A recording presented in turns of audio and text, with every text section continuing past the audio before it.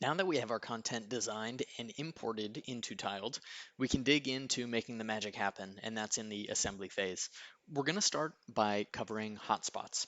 Uh, you'll see on the left-hand side, I've already renamed my pages here, and you can double-click to rename them.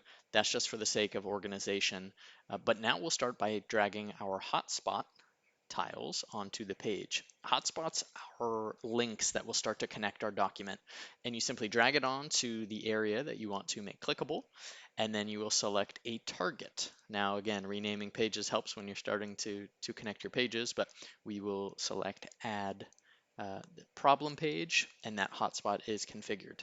What's nice is you can also configure more than one target. So in a situation like this, where the buttons are spaced out nice and even, you can add multiple targets. And essentially what we're going to do here is start creating a menu of hotspots.